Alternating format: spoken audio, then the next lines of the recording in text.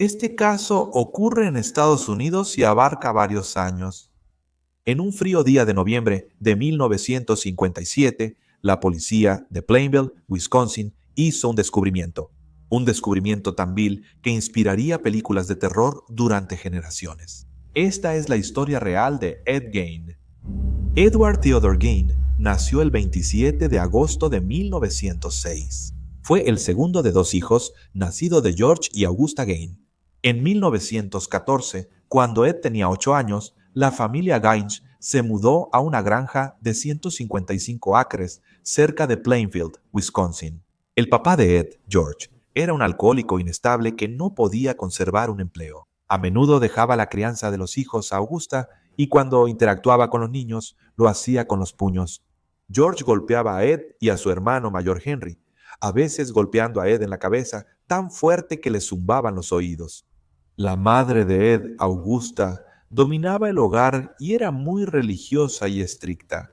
Frecuentemente les decía a los niños que el mundo estaba lleno de personas inmorales y pecadoras.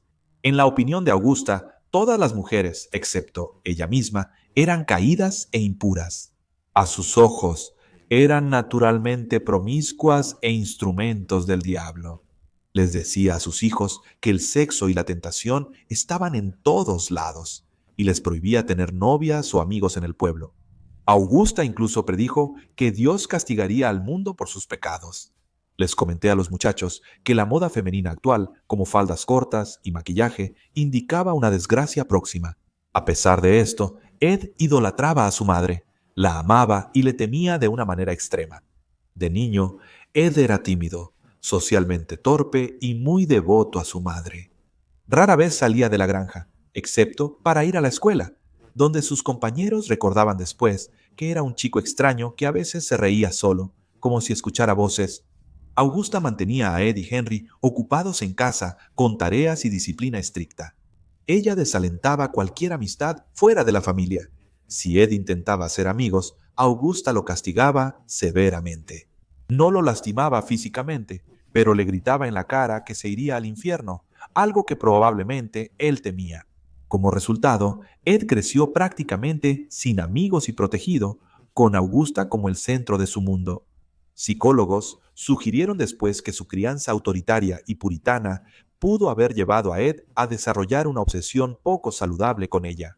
Ahora, hay una historia de la infancia de Ed que se menciona en algunas fuentes. Algunos dicen que Ed entró a escondidas al matadero y allí vio en silencio cómo su madre sacrificaba un cerdo. Según cuenta la historia, al ver cómo mataban al cerdo, Ed tuvo su primer orgasmo.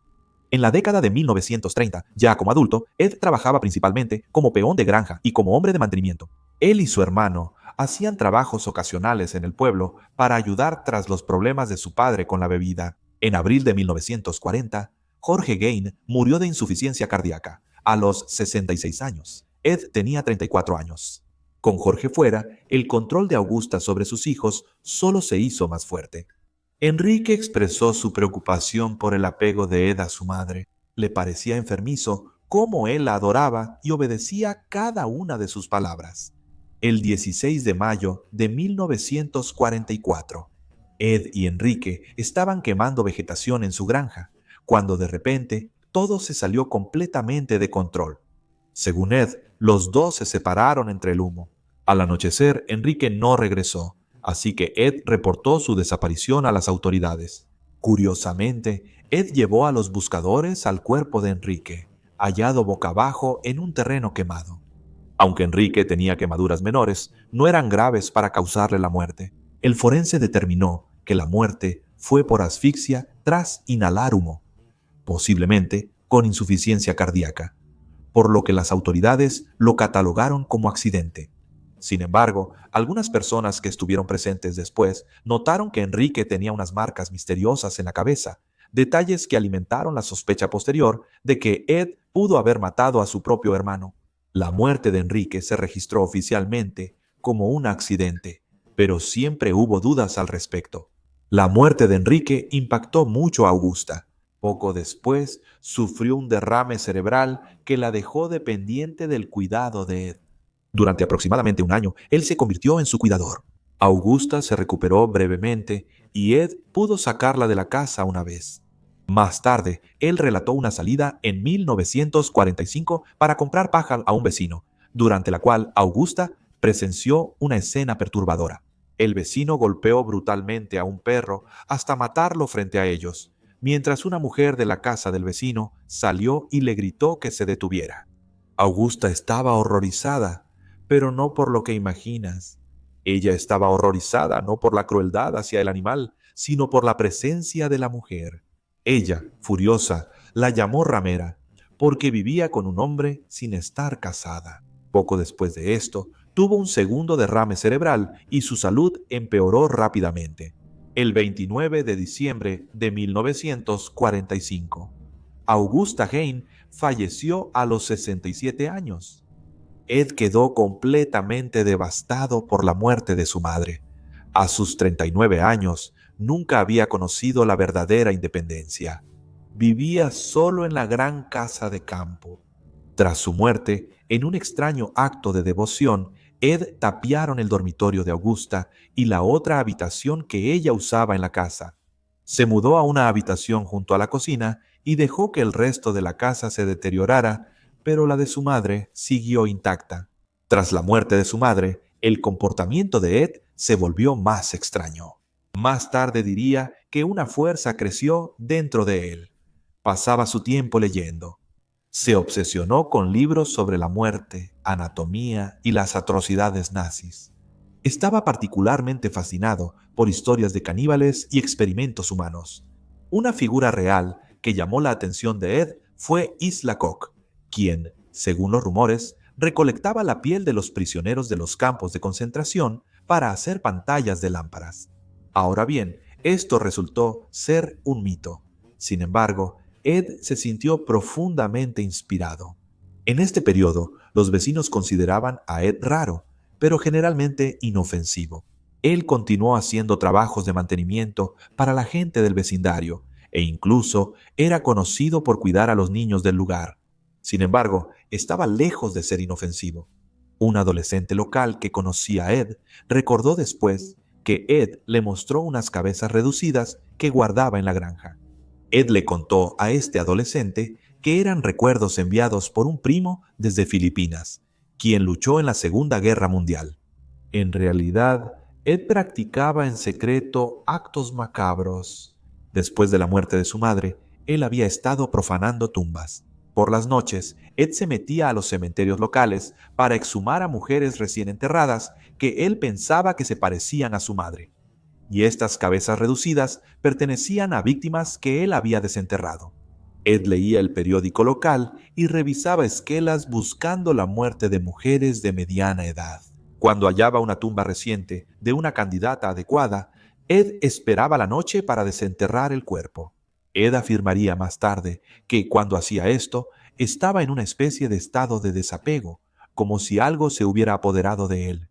En algunas ocasiones, Ed afirmó que salía del trance en el que estaba mientras robaba tumbas, se asustaba y salía corriendo.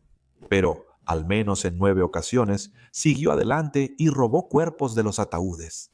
En la mente de Ed, él no estaba profanando a los muertos, estaba intentando resucitar o convertirse en su madre.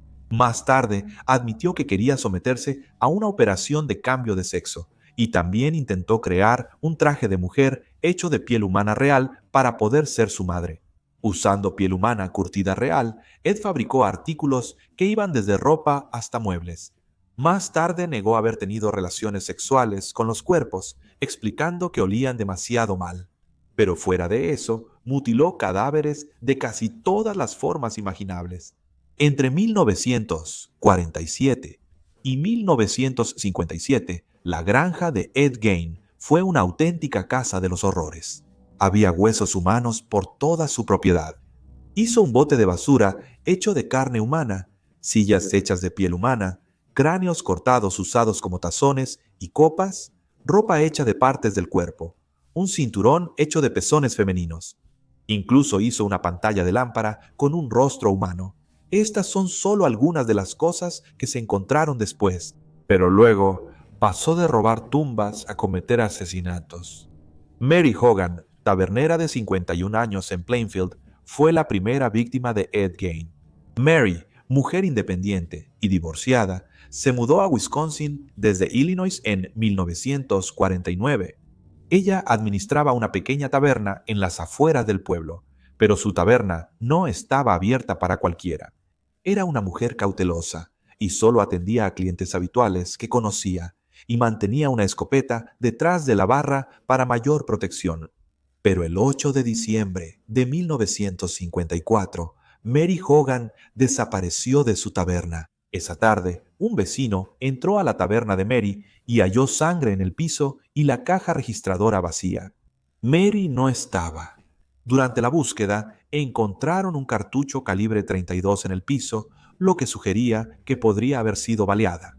Pero no había cuerpo. La desaparición de Mary Hogan fue un misterio durante años. Ed en realidad fue uno de los primeros sospechosos debido a que hizo un comentario bastante extraño.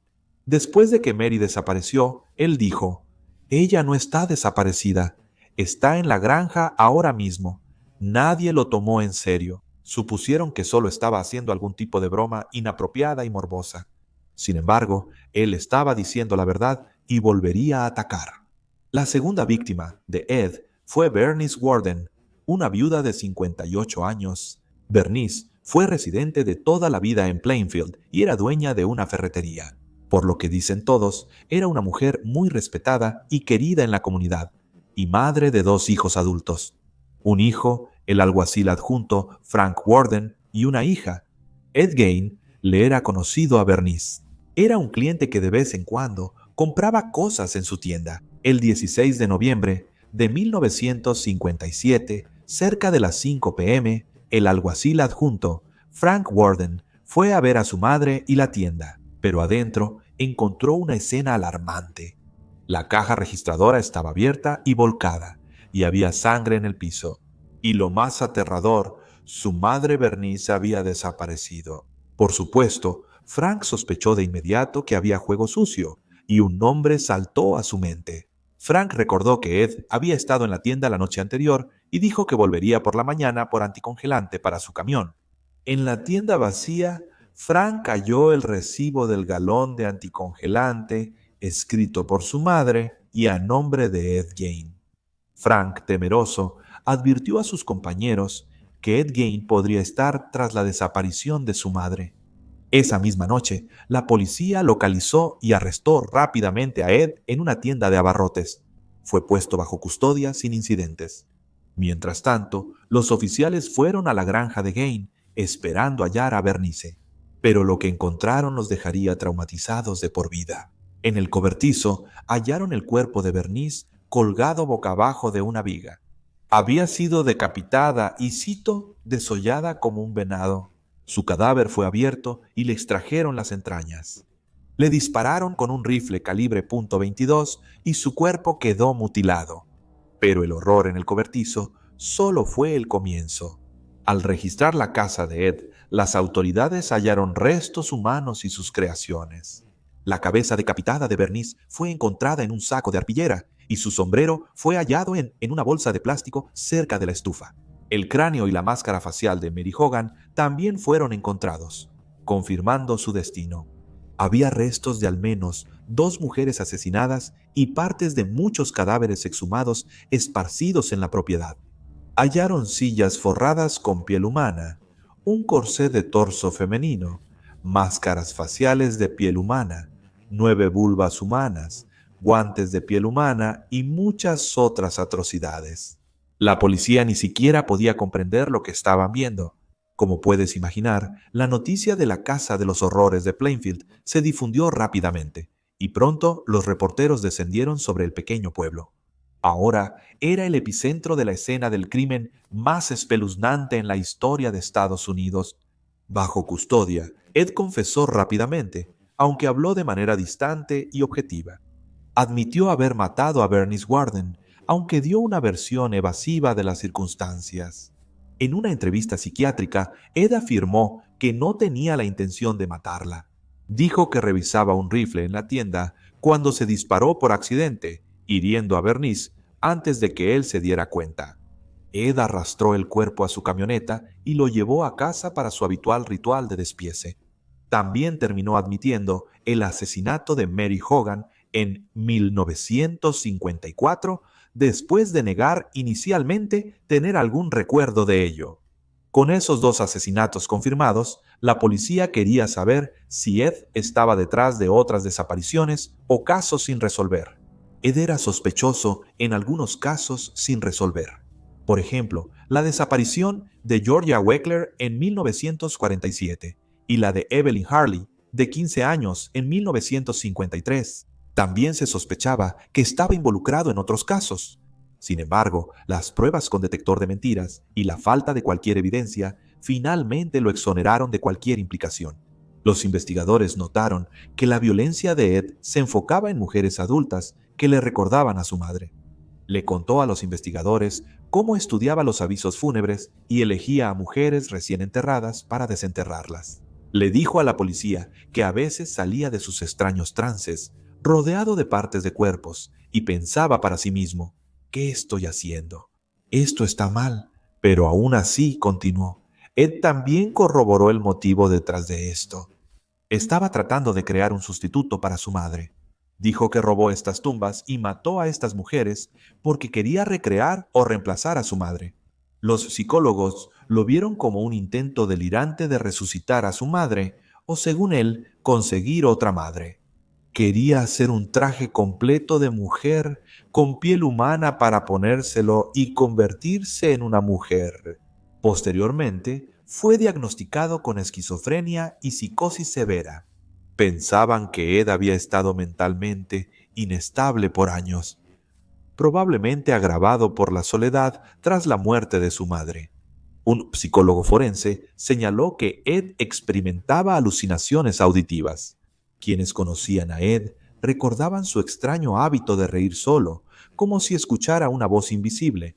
El propio Ed describió sentirse impulsado por fuerzas fuera de su control.